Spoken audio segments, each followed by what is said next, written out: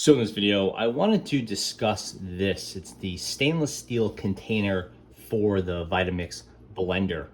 It's an alternative to the standard container, which is here. This is sold in different sizes, but this is basically the standard one that comes with your blender. And this is the upgrade one. It's called the stainless steel container. Packages looks a little bit like this right here. And it has a number of advantages, but also some disadvantages. So if you're considering this stainless steel container, kind of what should you be thinking through? First of all, keep in mind that I'm using a low profile container. This is a 64 ounce low profile container, and it's designed for people with counter that are using your Vitamix on the counter and you have shelving or cabinets above it. Usually you might only have a 17-inch or so clearance there, and the tall container might be too tall depending on the Vitamix blender or the shelf height, if you have lighting under the shelves, stuff like that. So this is my 64 ounce container. You can see it's pretty stained, pretty beat up. Kind of after a while, they start to have a bit of a smell to them. And basically after a while, it's clear that it's time to go. You can buy another one of these. You can buy another blender entirely, but my motor unit was still working really well. Or you can buy the stainless steel container. Here are the basic specs for the stainless steel container. I took this from the packaging, obviously. It's 48 ounces instead of 64 ounces. So this is smaller than the standard model. Still BPA free. You have an upgraded 2-part lid. This is like this hard plastic as opposed to this softer sort of nylon type material or rubbery type material. Ergonomic handle. This handle is supposed to be a little bit more comfortable. In essence, it's not. Dishwasher safe. That's the number one advantage to this one. It's dishwasher safe, whereas this one is not. And a 3-year warranty. There are, of course, a number of downsides as well. We'll get into the most obvious ones.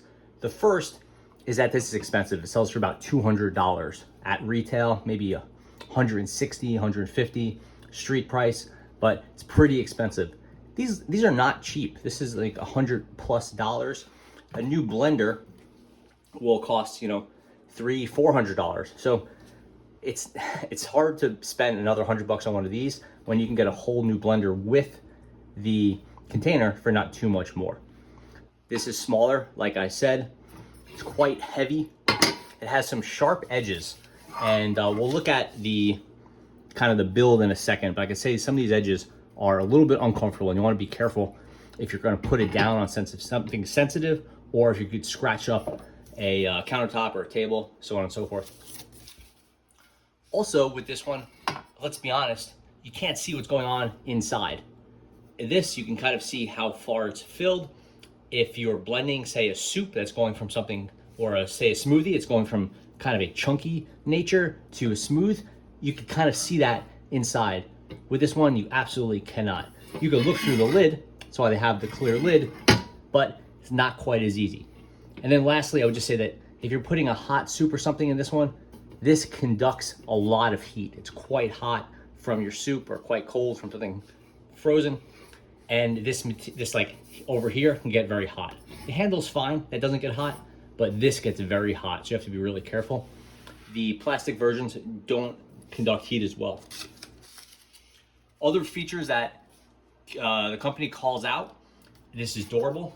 The stainless steel model is more something you'd see in a professional usage, like in a shake shop or a restaurant. This is non-reactive. This is not going to pick up any smells or scents. It won't stain because it's food grade stainless steel. This thing, if you use it for, say like turmeric or something that's very strong, you'll see the color stay over time, and it eventually dissipates, but it definitely looks dirty, and you see it gets beat up over time. Easy to clean. This model is clean in place. Using it as a blender, you could put some soap in there and blend it clean, or you could put it in a dishwasher. And then, like I said, odor and stain resistant. So many advantages here, but clearly it's a lot more expensive, and it's not included with any blenders. As far as the fit goes, this is a universal fit. So it should fit almost any Vitamix blender. There's one or two exceptions, but basically it fits everything. So if you have a modern Vitamix blender, like this one, it's called the 5200 or 5300, something like that. It fits on here quite nicely. And you can see it has a nice low profile height, which is good for people with cabinets. Looking at the lid, you can see there's two kind of wings here that sort of hold it on, keep it tight. There's a seal around here that keeps it waterproof or whatever, watertight when you're blending.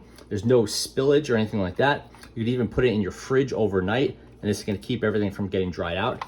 There is a plug here, so that means it's a two-part lid, and you just twist this and it locks in place, or you could twist it and pull it out. And that's useful for putting your tamper in, or for like pouring olive oil in if you're making a hummus or something like that. And this just goes in here, twists, lock, has a little rattle, but it is locked in place. Here is the container itself. You can see some Vitamix branding rather. The handle is nicely welded into place. It's tack welded. Has a little bit of plastic here to protect your hand and insulate your hand from any hot metal. Very overbuilt. These edges are a little sharp, but it's nice and strong. This thing weighs over 2 pounds. It's quite heavy. Some more sharp edges here. It's not gonna cut you, but if you rub your hand against it, it's definitely a little bit uncomfortable. You see that heat warning here? And just keeping in mind, this thing is highly heat. It'll conduct heat because it is uninsulated. It's just one piece of steel. Looking inside, we can see our markings in milliliters over there, our markings in cups and ounces over here. There's your standard blender. No plastic on the inside, fully BPA free. So you're looking to get away from plastic, you want this model, clearly. And there's that handle, good size, very easy to hold. Not that you're ever holding these things very often. The tampers are slightly different. Here's the old style tamper. It is, I don't know, it's a very simple shape. It works fine. This one's like 7+ years old. I have no problems with it. Here's the new tamper. It's slightly different shape, sort of like octagonal here, but it's essentially the same thing. It's not any more or less comfortable. It doesn't work any better or worse, and the two are essentially interchangeable. This one's a little bit longer, so maybe it's a little bit more effective, but I've used them both and I don't really notice a difference. So yeah, that's a quick look at the Vitamix stainless steel upgrade container for Vitamix blenders.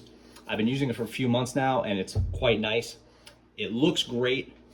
It's a little bit undersized, so it looks a little strange on the large Vitamix body, but it works really well. You lose a lot of capacity. It's 48 ounce max container versus 64 ounces. So sometimes like a big thing, like a soup or something, you have to do in multiple blends. It's not really a problem for me, but it's a little bit annoying. The heat conduction is a little bit annoying. I've definitely not burnt myself, but had some uncomfortable moments when you want to grab it, but it's quite hot from soup. But you never have to feel like you're putting something that's too hot in here because it is metal. So it's essentially incredibly strong. You don't have to worry about, not that you're gonna melt the plastic, but no one likes the idea of pouring super hot liquid into a piece of plastic. As far as blending performance goes, it works as well as a Vitamix standard plastic container. It's not any better, it's not any worse. It doesn't blend any better. It's just a container. It just has some qualities that make it a better container, but it doesn't blend any better. It's a little smaller, so it deals with small blends better. No surprise there. But on the whole, it's great, and I really like it, and should last forever. Should outlast many blender bodies, which is nice, but not a necessary buy for most people. But if you're gonna upgrade from your beat up old container that looks gross and starting to smell, and maybe it's not working as well, maybe it has a crack in it or some loss of a piece like I did, then you're looking at an expensive upgrade, so you should consider the stainless steel one, which this will last well into your next blender. Okay, that pretty much covers it. Thanks for watching.